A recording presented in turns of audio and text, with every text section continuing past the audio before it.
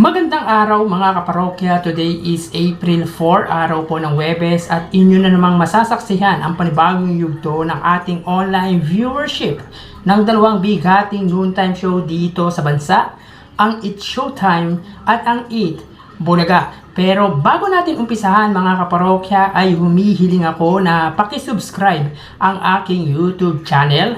Pakiclick na rin ang bell notification icon para lagi kayong updated sa mga bagong video na ilalabas ko. Salamat! So mga kaparokya, starting April 6, araw po ng Sabado, ay mapapanood na din ang It's Showtime sa main channel ng kapuso na GMA Network. At dahil dito, simula April 8, Lunes, ay mapapanood na po ang TikTok Clock sa oras na alas 11 hanggang alas 12 ng tanghali, dahil ang It's Showtime po ay magsisimula po sa oras na alas 12. Ang pagbabago ng time slot ng TikTok Clock ay dahil sa pag-giveaway nito sa madlang people ang noontime show ng ABS-CBN na It's Showtime. So mapapanood na nga ang It's Showtime di lang sa GMA Network kundi pati sa GTV, A2Z at Kapamilya Channel. Samantala, most probably by next month ay mapapanood na yung mga sitcom ng Legit The Barkads. Isa na dyan ay ang Pajak Princess ni Miles Ocampo. Ang My First Family ng napagbibidahan ng pamilya Mulak, at kasama na dyan si Atasha Mulak. At of course, ang Mystery, Hula Mo, Huli Ko ni Maine Mendoza kasama si Zanjo Marudo. At mga kaparokya, magbabago na din ang time slot ng Wow Mali Doble Tama ni na Jose Manalo at Wally Bayola simula April 6. Sa bago nitong oras, ito ay 7 PM. So, tuloy-tuloy ang arangkada ng mga Legit The Barkads sa Kapatid Network. At talagang makikita po natin na ginagawa ng Kapatid Network TV5 na ang Legit The Barkads ang siyang maging face ng kanilang TV station. And good news ito, dahil alam naman natin na maraming supporters ang Tito Vic and Joey. At malaking tulong to para sa mga Legit The Barkads, dahil kung nasaan ang Tito Vic and Joey ay nandun din ang mga supporters nito.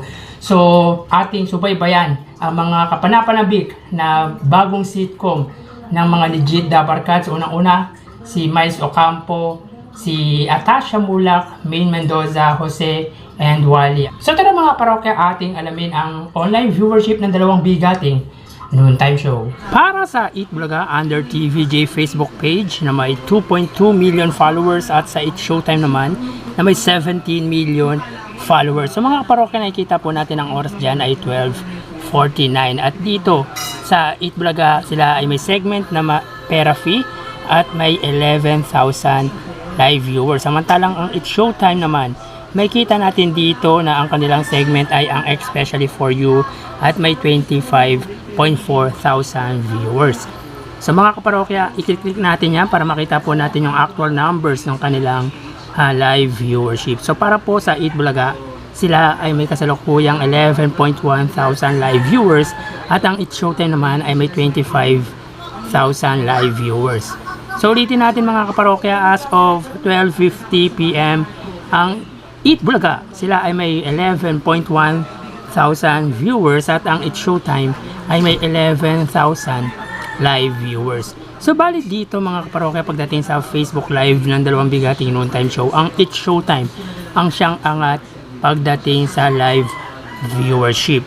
At mapunta naman po tayo mga kaparokya sa TV Network YouTube channel. Para po sa Eat Bulaga under TV5 Philippines na may 1.71 million subscribers, at sa It's Showtime naman under ABS-CBN Entertainment YouTube channel na may 47.3 million subscribers. So as of 12:51, ang Eat Bulaga under TV5 ay may 41,000 live viewers. Ang It's Showtime naman under ABS-CBN Entertainment ay may 109,000 live viewers.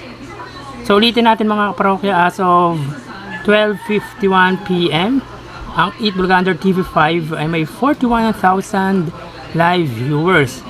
Ang Eat Showtime naman ay may 109,000 live viewers. So makikita natin dito mga kaparokya, pagdating sa TV Network YouTube channel ay angat ang ABS-CBN kesa sa TV5. So makikita din po natin ang segment ng Eat Bulaga ay ang Pera Fee, at sa Eat Showtime naman ay ang Especially for You. So mapunta naman po tayo sa main YouTube channel ng dalawang noontime show para po sa Eat Bulaga under Eat Bulaga TVJ na may 922,000 subscribers. Sa Eat Showtime naman under ABS-CBN Eat Showtime na may 2.08 million subscribers.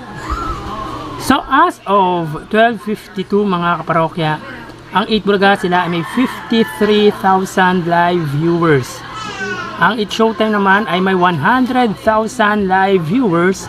So ulitin natin mga kaparokya, as of 12:53 PM, ang Eat Bulaga sila ay may 53,000 live viewers.